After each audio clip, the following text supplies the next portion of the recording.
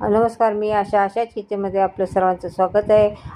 आज आपण बनवणार आहोत रवा उत्तप्पा. हा रवा उत्तप्पा बनवण्यासाठी झटपट होणारा नाश्ता आणि 10 मिनटात तयार होणारा नाश्ता आहे.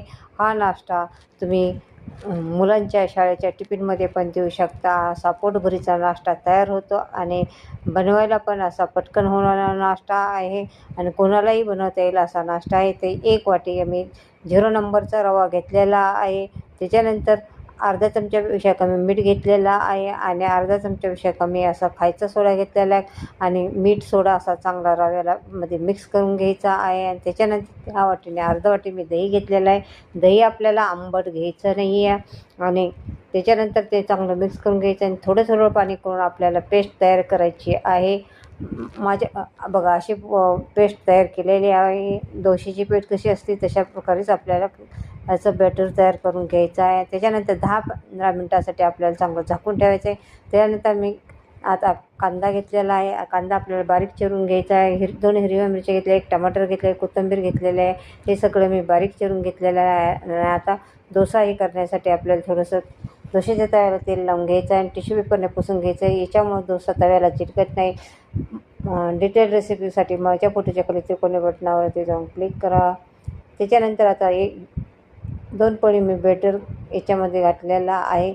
बघा हलकंसं हे झाल्यानंतर त्याच्यावरती आपल्याला कांदा भरायचा आहे.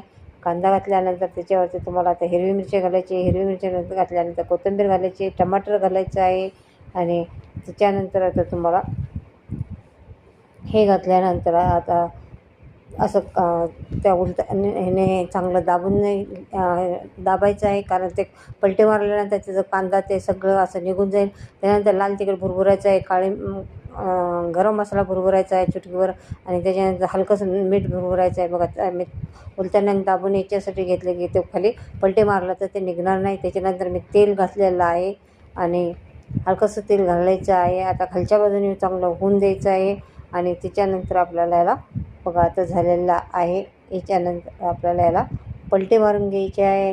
हा उत्तप्पा बघा किती कलर पण किती छान आलेला आहे आणि खालच्या बाजूने पण असं चांगलं भाजून घ्यायचं आहे आणि अशा प्रकारे आपला उत्तप्पा तयार झालेला आहे, रवा उत्तप्पा. आणि खायला पण त्याला चवदार लागतो आणि ह्या उत्तप्प्याने पोट पण असं भरीचा नाश्ता होतो आणि असा कोणालाही येणारा हा नाश्ता आहे आणि तुम्ही झटपट होणारा, कमी वेळेत कमी साहित्यामध्ये बनणारा नाश्ता आहे. खायला पण तेवढा चवदार, चमचमीत आणि टेस्टी नाश्ता तयार होतो. अशा प्रकारे तुम्ही रवा उत्तप्पा नाश्ता करून बघा.